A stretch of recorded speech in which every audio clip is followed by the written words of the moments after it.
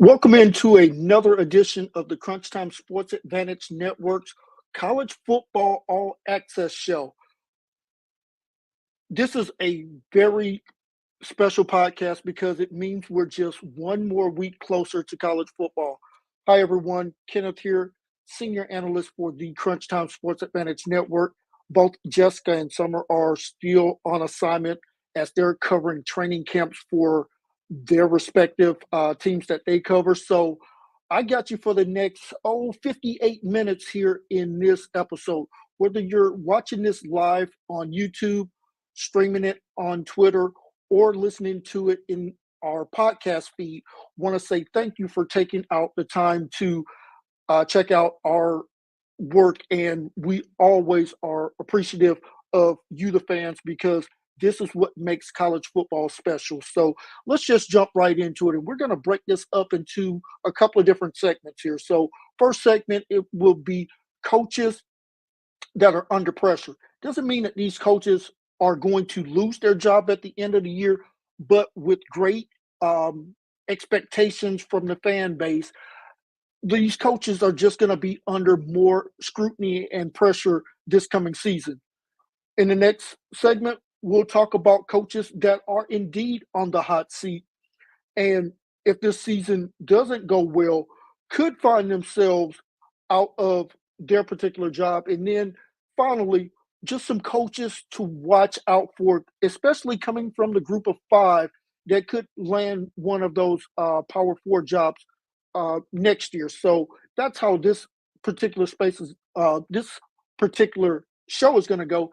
And then following this live show, be sure to join us on X as we'll do a live space, just kind of recapping and taking whatever questions fans may have. So let's jump right into it.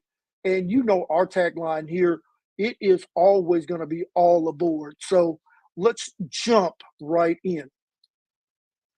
And coming up are just a couple of coaches that, like I said, under a lot of pressure this year. And we're going to name off, we got three listed on the board here, but we're going to name off a couple of more that will find themselves under some really great pressure here in 2024. Up first, the University of Miami Hurricanes head coach Mario Cristobal. Things have not gone according to plan with Mario being back at his alma mater. We know Mario was a two-time national championship player at the University of Miami, has not found that same success being back home in Coral Gables over his first 2 years. 25 games, 12 and 13. So under 500 is his record at Miami. Up next, Ryan Day, head coach of Ohio State. And make no mistake, folks, Ryan Day is a fantastic coach. But what he's being asked to do and the expectations of that fan base is beat Michigan, win the Big Ten championship, and then eventually go on and win a national championship. Now, Ryan's record at Ohio State, 56-8. Most coaches would absolutely saw off their left arm for that winning percentage of about 88%. But, and that's a big but, he hasn't beaten Michigan in the past 3 years, hasn't won the Big Ten championship, and hasn't delivered a national title to Columbus. Now, with the amount of money that the collective has spent this year, nothing short of a national championship is probably going to satisfy that thirsty fan base that hasn't seen a national championship in Columbus in almost a decade. So that's why he's on the list. Just the pressure is there for Ryan Day. Up next, newcomer to the Big Ten, but going into his third season is Oregon head coach Dan Lanning. In his first two seasons, 22-5, fantastic record. over 82% win percentage for Coach Lanning. Last year, in the two showcase showdown games against Washington, went 0 for 2 in those contests. With the money that Uncle Phil, and that's Phil Knight for you folks that are not familiar with that reference, Uncle Phil has put a lot of money into this program this year, whether it was bringing in guys in the portal, whether it was bringing in high school recruits. Dan Lanning has all of the resources that he needs to get the job done. The expectation for this team is nothing less than a college football playoff berth, something that they missed out on last year, and making a deep run in the college football playoff. So Dan Lanning under some pressure. Just a couple of names also just to kind of keep an eye out on.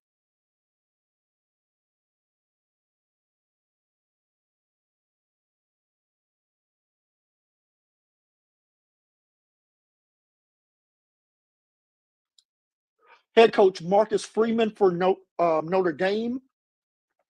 And I'm going to throw in James Franklin now. Franklin is going to find himself both under pressure and on the hot seat.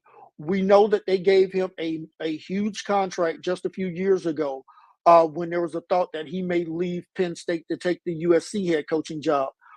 But this is a fan base that's starting to get a little restless with not being able to get over the hump of beating Michigan, beating Ohio State. So that's something that he's definitely going to have to do a little bit better on. And last coach under the most pressure, it is also Big Ten head coach Lincoln Riley there at USC. We know the Trojans, proud fan base, want to get back to a college football playoff and win another national championship. Lincoln Riley is known for putting up great offense. It's now for him to put together a great team and start to show some of that talent that we are used to seeing there in Southern California.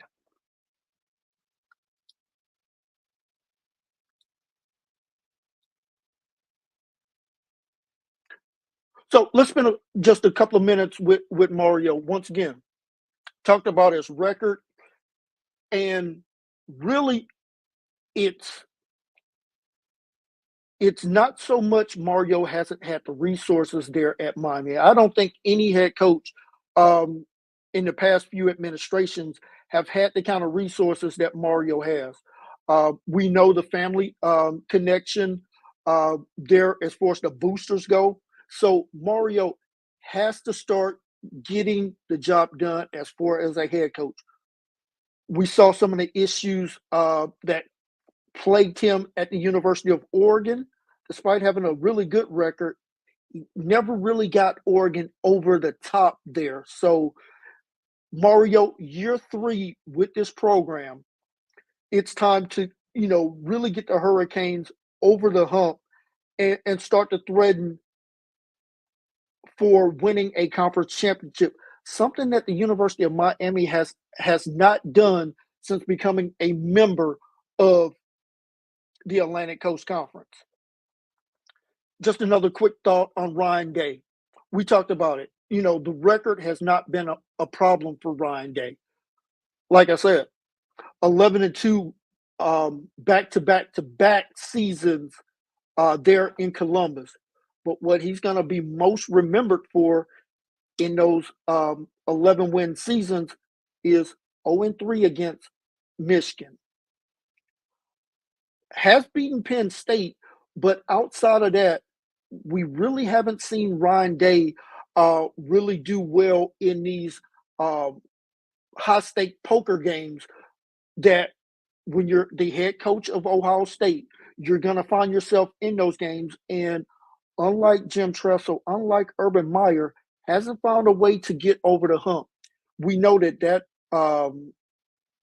Rose Bowl win a couple of seasons ago came with Cam Rising leaving that game with a torn ACL for Utah, and they were playing with a lot of backups in the secondary. So, uh, lost the Peach Bowl 2 years ago, lost the Cotton Bowl last year. We get it. You had opt outs, but you're Ohio State. Your second team is good enough to beat a lot of teams' first team. So, Ryan Day, let's get it going there. And again, talked about Dan Lanning. In his 2 years since becoming a head coach, 22-5. But last year, we talked about it in the two pressure games against Washington, lost by 3 in the regular season, lost once again by 3 in the Pac 12 championship game. So, Dan Lanning, you have talent up and down that roster this year.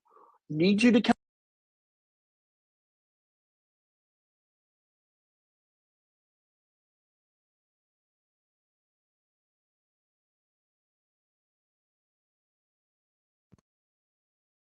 and really step up and get this team into a college football playoff this year because Bill Knight, once again, like I said, put a lot of resources into this season, and he wants a return on his investment like we see in Miami, like we see at Ohio State. A lot of money spent on those collectives. Getting your team to a playoffs is a minimum.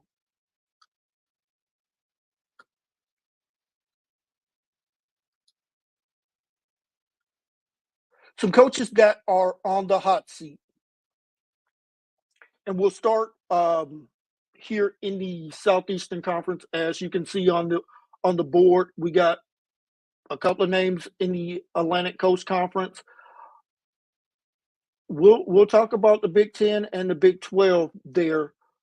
So let's jump right into the Southeastern Conference. And really, we've really targeted 4 coaches to really kind of keep an eye on. Where if this season goes south really quickly, you could see these coaches definitely on the hot seat. So up first, we're going to go with Florida head coach Billy Napier.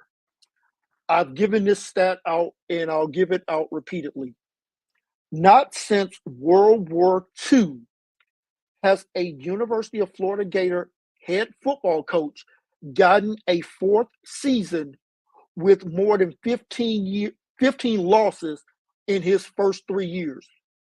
Billy Napier already has 14 losses after just 2 years there as the head coach of the Florida Gators. Now, the Gators have a talented roster and our number one hardest schedule this year. So, if Florida's going to buck the trend, if Billy Napier finds a way to get this team to a bowl game, I think he should get a 4th year. But if this thing goes extremely south, you could see Florida make a change mid-season and look to hire a new head coach in 2024. Next head coach we're going to look at is Arkansas head coach Sam Pittman. Now, desperate times calls for desperate measures. You bring back a former head coach at Arkansas, and we know why that guy lost his job motorcycle incident. Talented offensive mind, but when you start to do things like this, we know that you're desperate as a head coach. And make no mistake, Sam Pittman knows he is on the hot seat. So he kind of did what was needed and swallowed his pride and said, "Hey, look, okay, look, I absolutely have to do this to keep my job this year." You look at his record over 4 years, 23 and 25, so sub 500. And really, outside of year number two, Coach Pittman just has not gotten it done, excuse me, there as the head coach of Arkansas.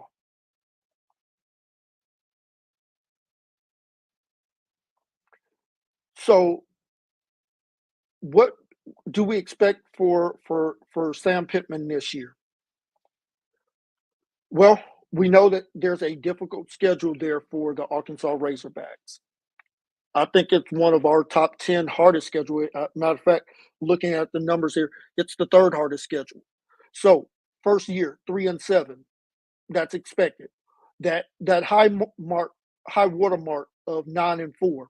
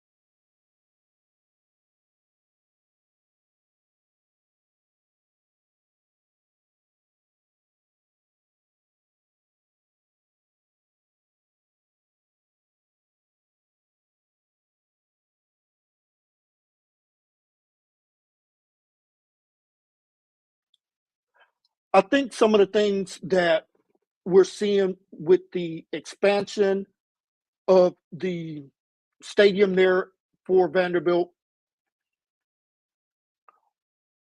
with some of the growth that they're trying to experience as a program, they're starting to funnel some money into the program. And with Clark Lee being a alum of Vanderbilt, I think he would get more leeway than any other coach would at this point there at Vanderbilt. But got to find a way to get more than 2 wins this year. So if he can, doesn't even have to get to a bowl game, but if he can get to that 5 win mark once again and just really kind of show that the program is progressing forward, I think that might be enough to get him another year at Vanderbilt.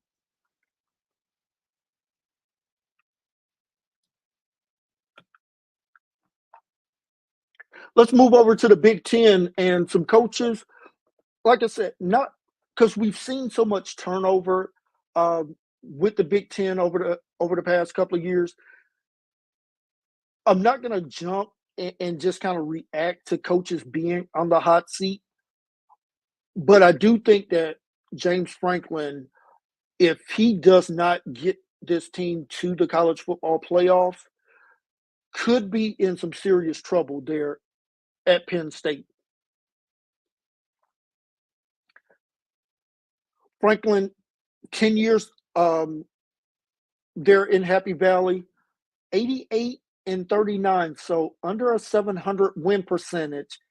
And like I said, the real bugaboo for James Franklin is not being able to get over the hump year in and year out against Michigan and Ohio State. Now, the Big Ten no longer has division, so that's something that will work in James Franklin's favor. But you got to find a way to get past the teams that have absolutely been in your way. So, looking at the past couple of years here for James Franklin,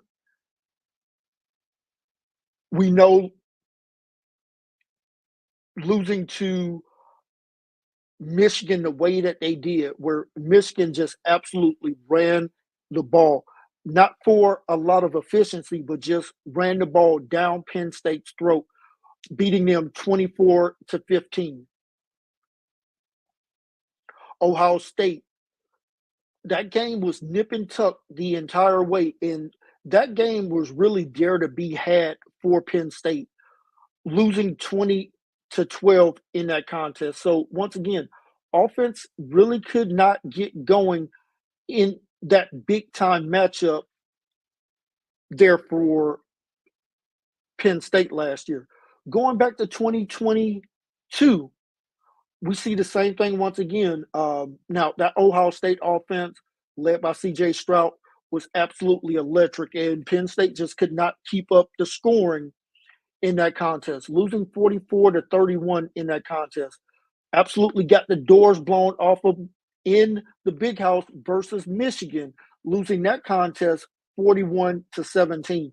We know that that Michigan team was not extremely explosive, but was able to just carve up this Penn State defense, and a really good Penn State defense, I should say. So Franklin knows the expectations for him this year is no worse than making the college football playoffs, whether it's as the Big Ten champion or as an at-large team getting an at-large bid, I should say. It is absolutely paramount for James Franklin to land a college football playoff berth this coming season. Let's hop over to the Atlantic Coast Conference.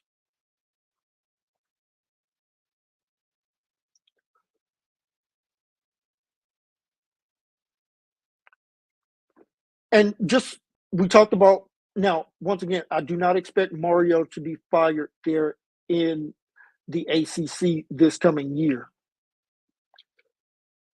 But there is a name that I would definitely keep an eye on, that if this season goes south, you could see a new head coach there in Pitt.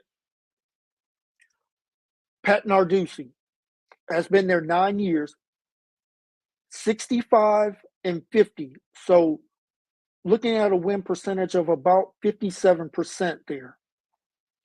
And he's coming off the worst season in Penn State history over the last quarter of a century, I believe. I don't think that they've had a season where they have lost as many games as they did last year with a kind of a solid roster there.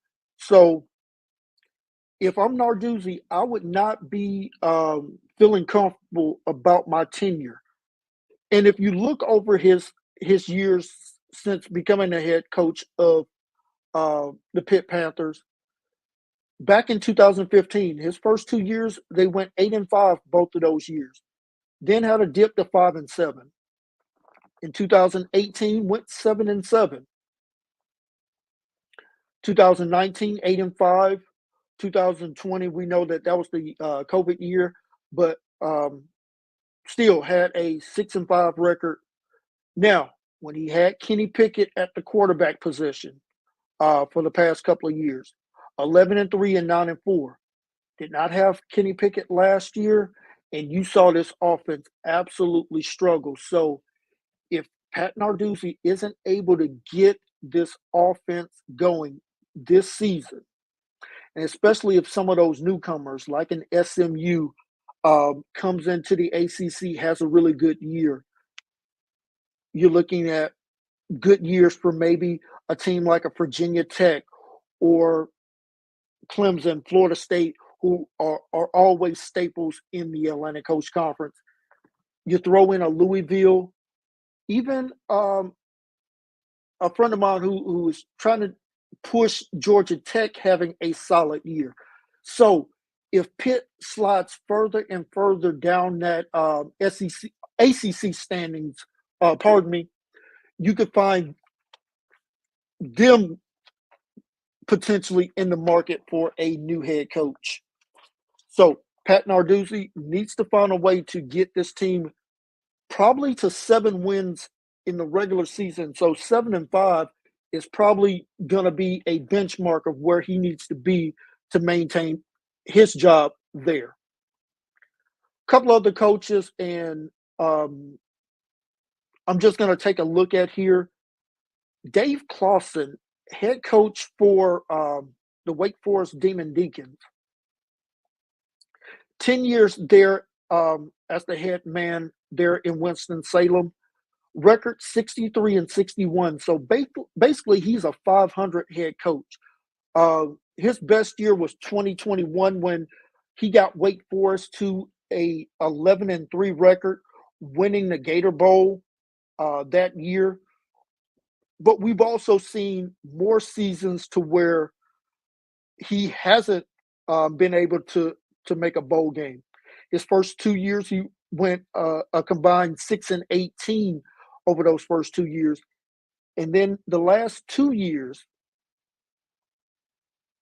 a total of 12 wins combined in his last 2 years. So 8-5 in 2022.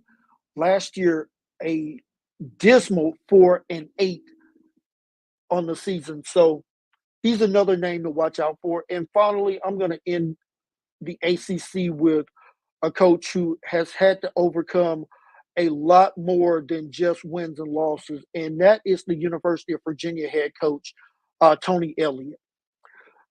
The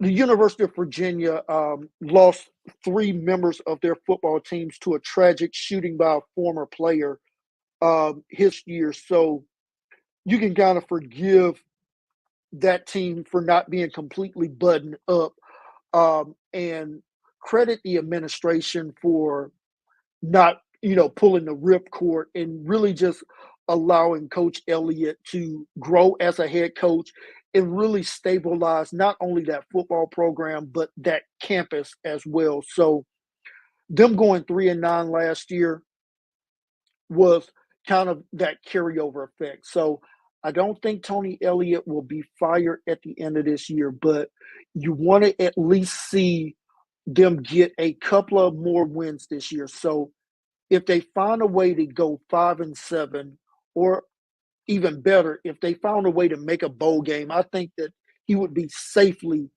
back for 2025.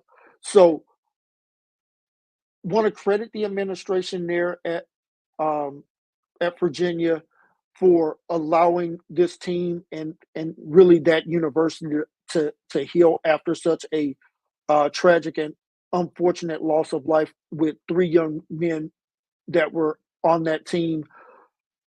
So I had to throw that name out there just because even the extenuating circumstances, it was something that, it it comes with the job that we do as analysts, and that's having to um, potentially talk about a coach losing his job, given the circumstances that that program has dealt with over the past couple of years. And our final power conference is the Big 12. And when I think about coaches in the Big 12 that are on the hot seat, there is no hotter seat in the Big 12 than going down to Waco, and that is head coach Dave Aranda. If you've been tuned into some of the chatter that we've been tuned into with all of our connections in and around college football, Dave Aranda's offseason has not gone well, to say the least. Ticked off a lot of key boosters. We've seen recruiting in this cycle tick down as well. So, Dave Aranda, there's no hotter seat than the one that you're sitting on. His record in his first 4 years there at Baylor, 23 wins, 25 losses. So he's under 500.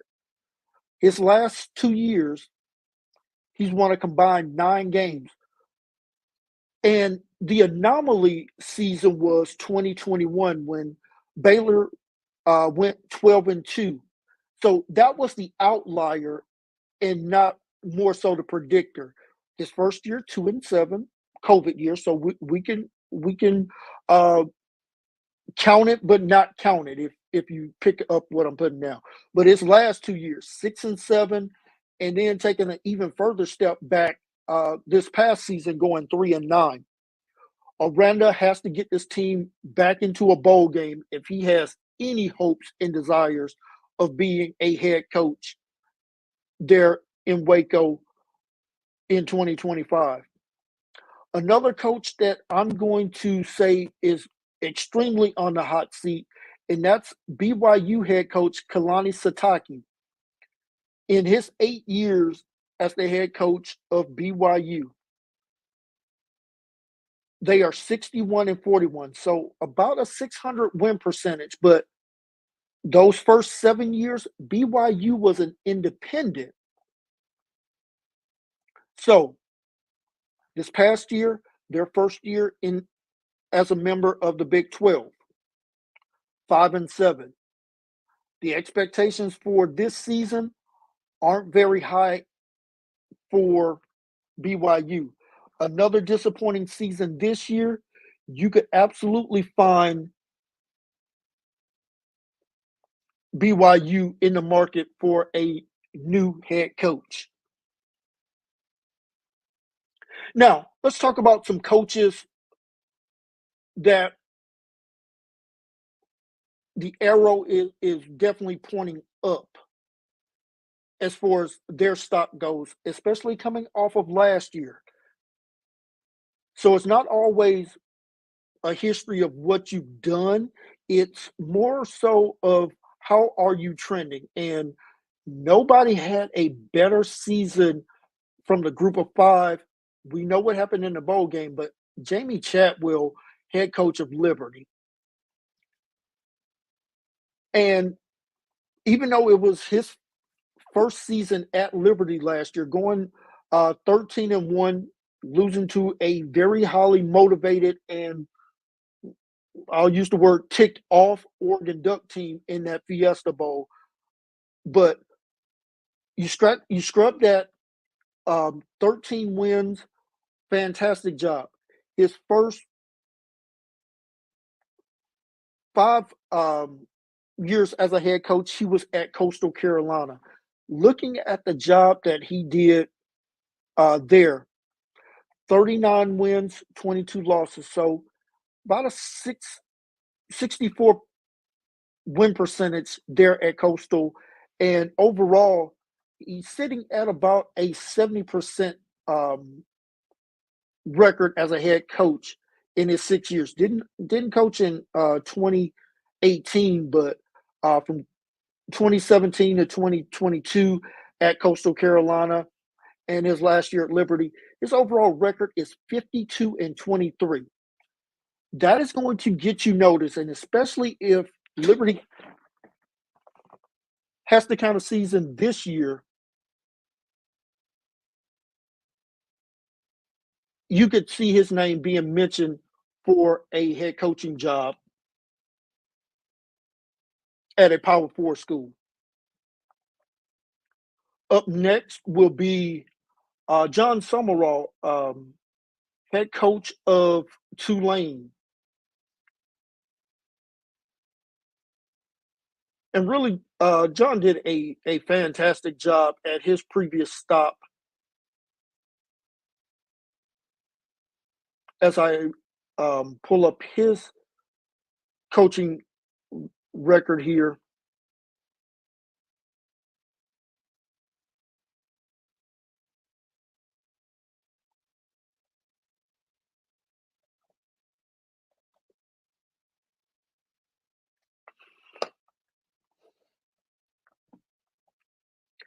so really good job for Coach Summerall.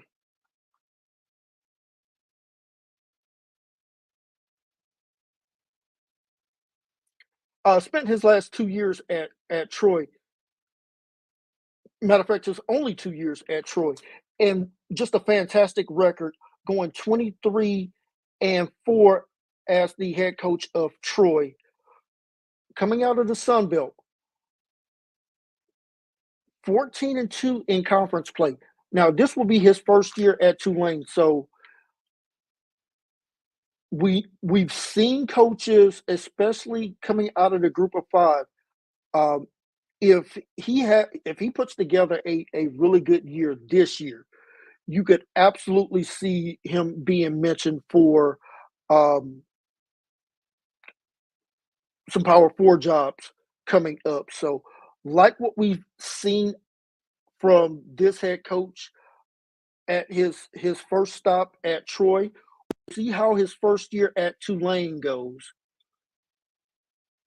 But I think with a very solid roster, you could absolutely see um, Coach Summerall. I'm not saying that he's going to boat his first year there at Tulane, but if the right job comes knocking, hint, hint, Arkansas, then that may be something definitely worth considering there. Our next head coach out of the MAC conference, and that is Miami of Ohio head coach Chuck Martin.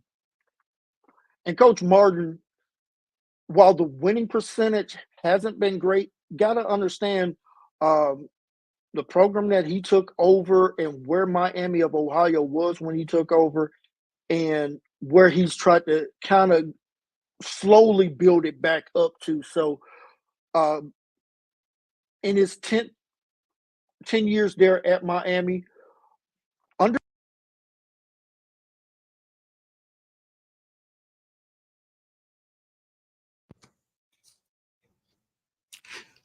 once again, he's under 500 overall. But like I said, looking at where this program was when he took over, and it was about as bad as you can get. And without those four, power five resources, really took some time to really kind of build this program back up. So his first couple of years, going back to 2014, 2-10, 3-9, uh, then getting them to a bowl game, going 6-7. We'll fast forward and just look at the last 3 years, where in 2021, 7-6, won a bowl game. The Frisco Football Classic, won that bowl game to get his seventh win that year. Went 6-7 in 2022, so got to a bowl game again. Lost the Bahamas Bowl, so finished sub 500 that year, but 6-7 was able to get to a bowl game, and really got this thing ramped up last year, going 11-3, losing the Cure Bowl, but just a fantastic season last year for Miami of Ohio. So that's a name that we'll keep an eye out on, especially if he's able to put together another fantastic year. Another coach that had a really good season, and that is the University of Memphis head coach, Ron Silverfield. We know the success that a former Memphis head coach is now having there in Tallahassee in Mike Norvell. So really got this thing kicked off there at Memphis, and we've seen Coach Silverfield really kind of continue that strong performance there as the head coach of the Memphis Tigers. His win percentage in his 4 years, 63%, 31-18 in his record. Haven't had a year under 500 since becoming the head coach. That's something that administrators of these power conferences is going to look out for, especially seeing the success that Norvell is now having at Florida State. First year, he goes 8-3, 6-6 in 2021, 7-6, winning a bowl game that year, the First Responders Bowl, and then last year going 10-3, winning the Liberty Bowl. in a really fantastic game there by Memphis in that contest. So that is a very hot name. And I will say, if Arkansas does come open, I think that he would definitely be the first name that they would want to look for. Closest, really close to that region. So I'm sure that he's gone into Arkansas, he's gone into Missouri, uh, pulled in a couple of recruits. And if he got some of those resources there at Arkansas, that may be a name to keep an eye on if Coach Pittman loses his job at the end of this year. Another name that I'm going to keep very close tabs on this season, and that is Coastal Carolina head coach Tim Beck. Now, only a 1 year head coach, so not a large sample size in his first year, going 8-5 last year. If Coastal's able to put together another winning season, and especially if Shane Beamer, basically there in the same state, loses his job, do not be surprised if Tim Beck does not get some strong considerations there in Columbia, South Carolina, to take over for Shane Beamer. So those are just some coaches that I really want to keep an eye on going into this season. And we'll take a look at, and I don't have the graphic, so if you're watching this online, want to just kind of give you the rankings of our head coaches coming into this season. So we know that there's 134 teams playing Division I football this year.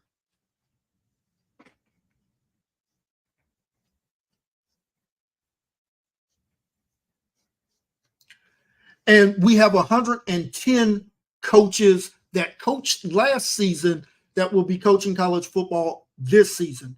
Now, doesn't mean that they're all at the same job destination as they were in the previous year. For example, Kalen DeBoer was the head coach of Washington last year. He moves over to Alabama this year. But let's just go down and we'll just do our top 25. And then if time permits, we'll look at some of the bottom coaches that are returning this year. And you can see why some of those coaches found themselves on the hot seat. So coming in at number 25, University of Utah head coach Kyle Whittingham. Now, he didn't have his starting quarterback in Cam Rising. Had a lot of injuries, but still had a very good season last year with the Utah Utes. Has a full complement. Cam Rising is healthy, coming off of that ACL injury he suffered 2 years ago, and looks to be back healthy this season. Coming in at number 24, West Virginia head coach Neal Brown. Had a renaissance year, if you will, for the Mountaineers last year. That program is going to bring him back, and I think he may have even gotten a contract extension there. So Neal Brown expected to get this team back to a bowl game this year. Coming in at number 23, Oregon head coach Dan Lanning. We know Coach Lanning really didn't have the season that the Ducks were hoping for, with Bo Nix as the starting quarterback. Looked to get into the college football playoffs, just missed out on that college football playoff berth. We'll see if Oregon can take that jump this year and make the playoffs. We talked about it, this coach, just a few moments ago, Ryan Silverfield for the Memphis Tigers, coming in at number 22. Coming in at 21, coming over from Arizona, first-year head coach there in Seattle, Jedd Fisch, coming in at number 21. Coming in at number 20, yes, he's a man, and yes, he's over 50 now. is Oklahoma State head coach Mike Gundy. We had a tie for the 18th spot. Kirk Ferentz for Iowa, and we just talked about Chuck Martin, the head coach of Miami of Ohio. Coming in at number 17 is Oklahoma head coach Brent Venables, followed by Dave Dorn, North Carolina State head coach, and then John Summerall, coming over from Troy, now the head coach of Tulane. As we get inside of the top 15, coming into this season, Jeff Brom, coming off of an ACC championship game appearance there with the Louisville Cardinals. Tim Albin, University of Ohio head coach, coming in at number 13. Coming in at number 12, Texas Longhorn head coach Steve Sarkisian, fresh off of a college football playoff appearance there with the Longhorns, expected to get back there again this year. Coming in at number 11, Ole Miss head coach Lane Kiffin. We had a tie at the 9 spot. Ohio State head coach Ryan Day and Jason Candle of the Toledo Rockets were tied at number 9. Coming in at number 8, SMU head coach Rhett Lashlee had a fantastic job there with the Mustangs, and this team and this program is putting in a lot of resources there for Rhett Lashlee. So don't be surprised if this team is competing very strongly in the Atlantic Coast Conference this season. Coming in at number 7, Georgia head coach Kirby Smart. Kirby is one of the fantastic head coaches in college football. Reason why he isn't in the top 5 is that SEC championship game loss to Alabama. That dropped him down just because the University of Georgia didn't have the quality of schedule that it will go up against this year. So when you don't win the few quality games that you do have on your schedule, it will pull you down in our rankings. Coming in at number 6, Missouri head coach Eli Drinkowitz. Fantastic head coaching job done by Coach Drink there at Missouri. We saw what he could do at Appalachian State. Now with some really good resources there at Missouri, has done a fantastic job. First-year head coach Curt Cignetti going to Indiana. We know his work there at James Madison with the Dukes there. Fantastic job there, and moving over to Indiana, bringing a lot of his former players from James Madison with him, and a couple of additions out of the transfer portal. So we'll see how well Indiana does this year under the tutelage of Curt Cignetti. Getting into now the top 5. And that will take us to Willie Fritz. And Willie Fritz will be his first year as a head coach of the Houston Cougars, because we know that program really underperformed. So we saw the head coaching change there from Dana Holgorsen, and Willie Fritz has just been a winner during his tenure as a head coach.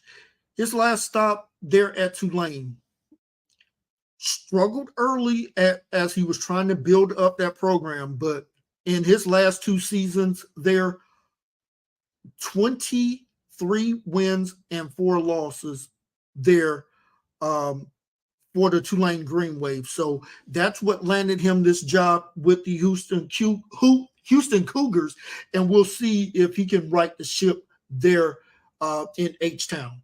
Coming in at number 3, former head coach of the Washington Huskies, fresh off of that national championship game appearance there with the Huskies, New head coach there in Tuscaloosa, taking over for Nick Saban, is Kalen DeBoer. You want to talk about a coach that has won everywhere he's been? That would be head coach Kalen DeBoer.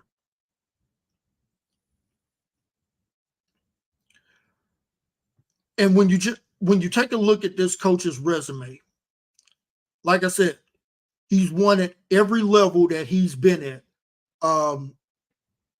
As the head coach of Sioux Falls, and you're saying Sioux Falls, I get it, but he was going up against the same competition that he was coaching with, so it was truly apples to apples. In his 5 years, 67-3 there. He moves to the Mountain West, goes to Fresno State, 3-3 during that COVID year in 2020, but 9-3 in 2021. His 2 years at Washington, and folks, Jimmy Lake, his predecessor,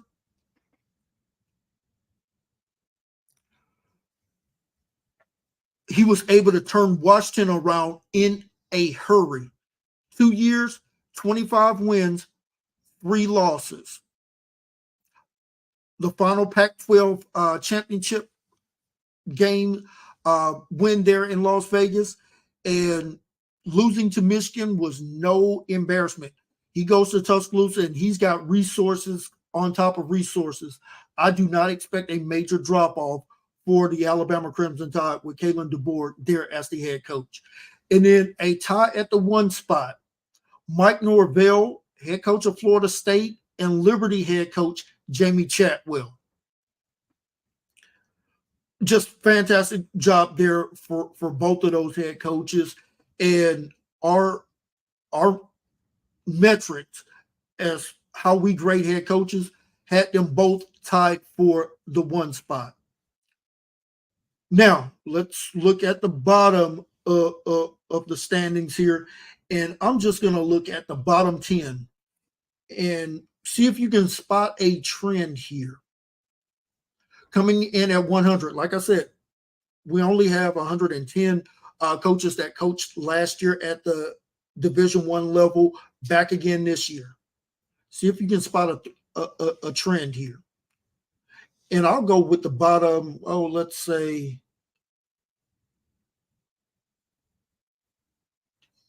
let's just do the bottom 10 or so.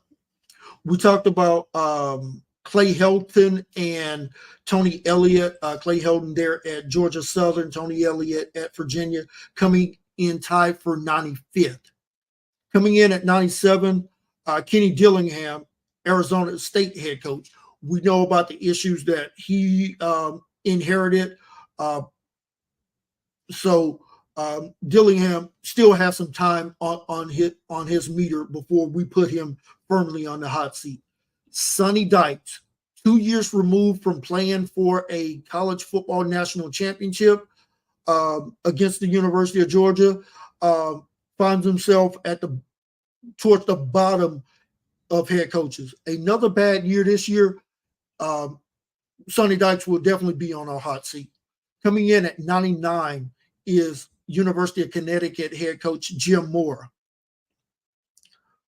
Coming in at 100, we already talked about one of these head coaches, Clark Lee for Vanderbilt, Matt Rhule.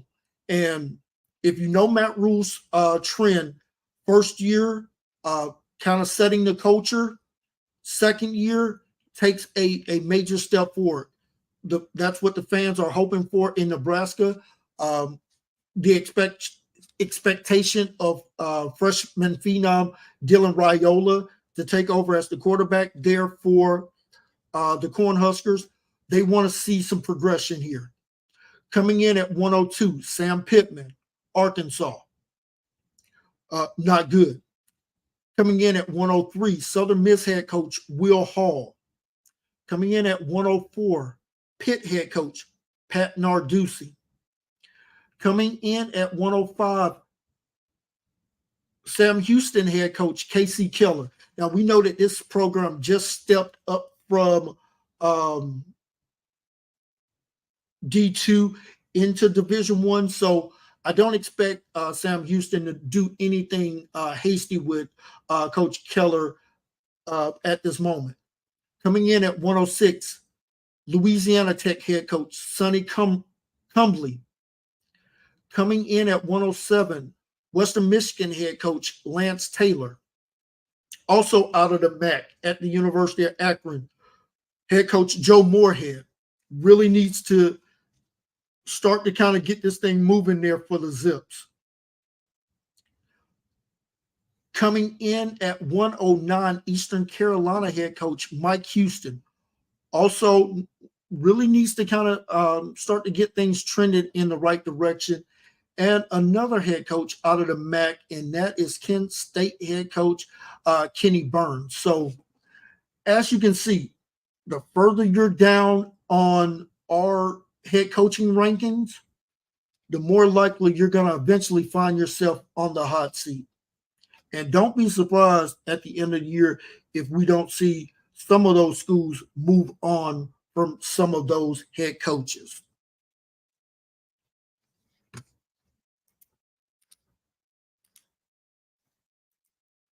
So as we get ready to wrap up this episode, want to say a thank you for tuning in, whether it was on the YouTube channel or streaming this live or watching it back on the replay on Twitter/X, or if you're listening to this on your podcast feed, want to say thank you. We absolutely love the college football fans, and this has been a great way of really reaching more fans before the season start, and we expect to ramp up that even more so once we get the season started. So in these final few moments, if you haven't already done so, we ask you to please follow us on Twitter. The handle is Crunch Time VIP. On YouTube, just search for the Crunch Time Sports Advantage Network. Also, check out our website, www.crunchtimesportsadvantage.com. Great resources there, and you can also please rate, subscribe, and review on your podcast. Giving us a 5-star rating allows us to connect with more college football fans like you. Please send any questions that you have about future shows that we're going to do before the season starts. If you want us to highlight your favorite team, definitely throw that out there. We'll see if we can't work that in before the college football season begins. We're just a few weeks away from that kicking off. And folks, this is going to be a season like no other. 12 teams will make the college football playoffs. We know one of those spots will be reserved for the group of 5 highest rated team there. And we'll talk about that next week as some of those teams to kind of look out for that could get one of those bids from the group of 5.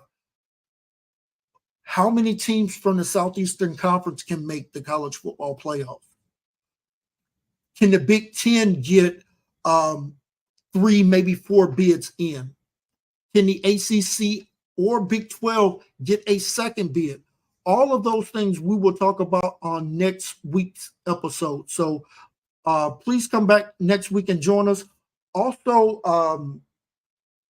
join us for the SEC Football Focus show coming up on Wednesday. Want to say thank you once again for my entire team, our senior handicapping analyst, Billy, who will be back once the college football season starts. Our normal host of Jessica and Summer, who are, like I said, on location covering their teams. This is Kenneth, senior analyst for the Crunch Time Sports Advantage Network, signing off. Have a great rest of your day. And as always, God bless it.